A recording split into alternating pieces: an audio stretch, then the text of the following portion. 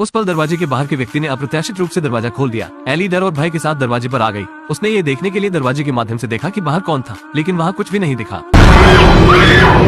उसने मेज पर कैंची पकड़ ली और दरवाजे पर चाकू मारा। आखिरकार उसने बाहर के इंसान को डरा दिया। एली ने जल्दबाजी में दरवाजा बंद कर दिया। वो उस पल में घबरा गई थी। बड़ा बेटा अपने कमरे से बाहर आया जब वो अपनी माँ के कमरे के पास से गुजर रहा था, तो उसने अपनी माँ को अंदर चिल्लाते हुए सुना। जैसे ही वो अंदर जाने और पूछने वाला था, जब उसने अपने बेटे को चिल्लाते हुए सुना, तो एली कमरे से बाहर निकली और फिर बड़े बेटे के कमरे में आ गई। वो उससे पूछने वाली थी आखिर क्या हुआ, लेकिन बड़ा बेटा डर के कारण दरवाजा नहीं खोल रहा था। एली को दूसरी चाबी की तलाश के लिए नीचे जाना पड़ा और सुरक्षा के लिए एक चाकू को उठा लिया। जब उसने अपने बड़े बेटे का दरवाजा खोला, तो सबसे बड़े बेटे ने उसे बताया कि वो नहीं चिल्ला रहा था। एली जल्दी से अपने छोटे बेटे के कमरे में पहुंची। छोटे बेटे ने कहा कि वो नहीं जानता कि उसके भाई के साथ क्या हुआ। अचानक उसके कमरे में आ गया और उसे डरा दिया। एली को लगा कि घर बहुत अजीब है, इसलिए उसने पुलिस को बुलाया, लेकिन पुलिस ने पूरे घर की जांच करने के बाद उन्हें किसी दूसरे व्यक्ति का कोई निशान नहीं मिला। उन्होंने ये भी सोचा कि एली मानसिक रूप से बीमार थी, इसीलिए उसने पुलिस को बुलाया। जैसे ही पुलिस चली गई,